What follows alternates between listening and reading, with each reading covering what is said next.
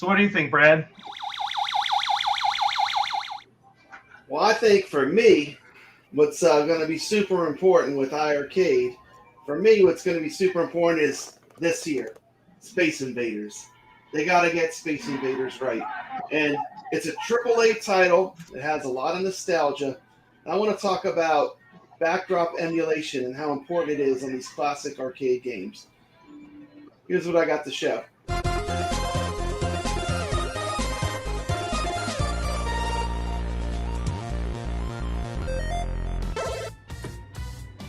Here's an example of Space Invaders backdrop emulation.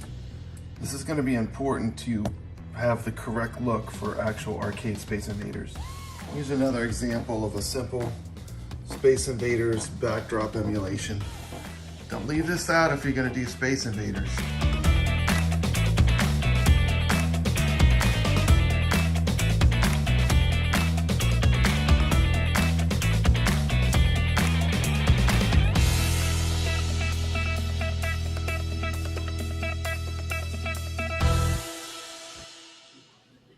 And this is how it works in an arcade game.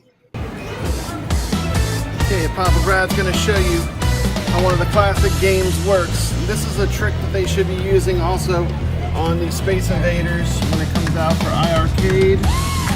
You notice I'm at the real Asteroids Deluxe machine. The way it works is there's art and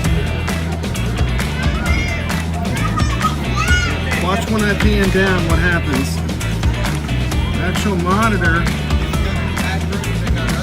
is shooting up onto some artwork. So what the player sees, they don't see this with no graphics. They actually see an asteroid field. This gives the authentic experience. You're gonna do a game like Space Invaders or Asteroids Deluxe, the background is a big part of how this game works. Okay, now what I gotta say is, let's get that backdrop emulation in there. What brought me to iiRcade was when they released Dragon's Lair. I saw them on PDubs. I believed in Jong. They came out with the console. Dragon's Lair is an amazing version of the game, and they gotta give Space Invaders that AAA treatment like they did to Dragon's Lair. Give the game the respect it deserves. What do you guys think? Dude, I completely agree. I think in a broader sense, I think what you're basically trying to say, it feels like to me, is just they need to do it right. Do it right. So when they've got an idea, something that they want to implement, do it 100% right. Don't kind of skimp on it. Exactly. Let me blast one thing in. Yeah. iiRcade. Mame has had this for a while. Yours should at least be this good. You gotta do backdrop emulation if you're gonna do Space Invaders. Yeah. Period. It's kind of like if you're gonna put out Space Invaders without backdrops and that kind of thing. It's like you don't want to do things halfway. Do it right or don't do it at all. Either do it right or don't do it at all. And they've done such a great job. When I play a game like Burger Time or Elevator Action or Dragon's Lair, man, I feel like I'm at the arcade. And I gotta say that's a fantastic thing. Don't get me wrong. I'm not saying that they're not doing things fully. Like some of the things, they're blowing us away. Like we ask for scan lines and they give us like 10 different options, right? So I'm not saying that they're not doing it that way, but they have to keep that momentum up. Don't start skimping on stuff and doing things halfway, right? Like that's pretty important.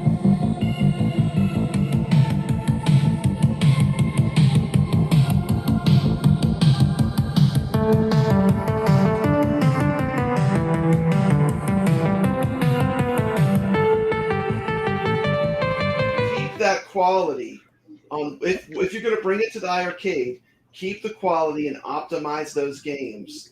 I would rather wait and have a perfectly optimized game than get a game that's rushed out. How do you guys feel? I agree.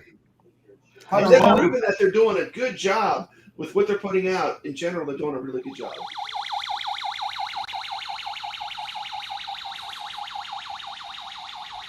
Space Invaders was the first video game I ever played. because the Before I jets was went over. born, probably. Yeah, and it was in a Kmart at the customer service area. What? And back in the 70s, your parents, Explain this. they didn't Yeah, really watch you. She parked me at that Space Invaders with, a bunch of quarters, and she took care of business, and I was in another world. But the first arcade game that Papa Brad ever played was a Space Invaders in the 70s. So, I mean, to me, the game has a lot of nostalgia and importance. And that's the big deal to me. It's the first video game I ever played. So, Isn't that funny? Do you guys want to talk about Space Invaders story real quick? We have time. You got a Space Invaders story? Sure. Let's hear your Space Invaders story. So Papa Brad obviously is talking about playing Space Invaders in Kmart. Here in Orange County, my bro, right? He's like my best friend for like the last 30 years. When we were kids, we used to go to an arcade next to Golden West College. It was called Hora's Arcade. Now, the cool thing is Tadai4 has actually been to that arcade. I was talking with Tadai4, and we were also talking about Beach and Wonder. So Tadai4, looking forward to playing some Street Fighter, bro. So this arcade in Huntington Beach that we went to was right across the street from the college. It was called Hora's Arcade. And the cool thing about this arcade was it was owned by Mr. Hora.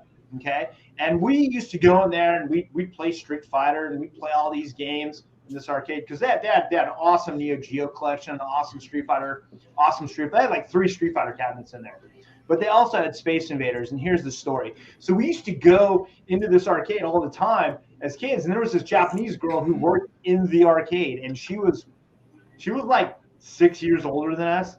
And we were, over here we are, we're like 14, 15. She's like this 20-year-old and she's beautiful, right? This beautiful Japanese girl. And so we used to go. You guys remember slush puppies? Do you guys remember those? Oh yeah. So we'd go up to the counter and we'd order like a slush puppy just to say hi to her, right? You guys ever do this before, right? Like, just to say hi to a cute girl. Right. And then we drink the slush puppies real fast and we get like brain freezes, right? And then we go back and order another slush puppy, right? We just do this all day long, right? Well, here's the cool story about Mr. Hora. This was his daughter. She was about 20. It's funny. She tells us now, she's like, I couldn't stand working at the arcade. So fast forward to about 3 years ago, my best friend, see, she lives right down the street from my best friend. So he goes over and to her house and, they start talking, and long story short, they become an item, right? Uh-huh. Here's the coolest part of this whole story. When Space Invaders came out, they reached out to Mr. Hora and said, hey, we have this thing called Space Invaders in Japan. It's causing quarter shortages. Will you bring Space Invaders to the United States? And Mr. Hora said, absolutely. And so the arcade that I grew up next to was the birthplace of Space Invaders. So there's my story on Space Invaders. No way. That's a pretty cool story.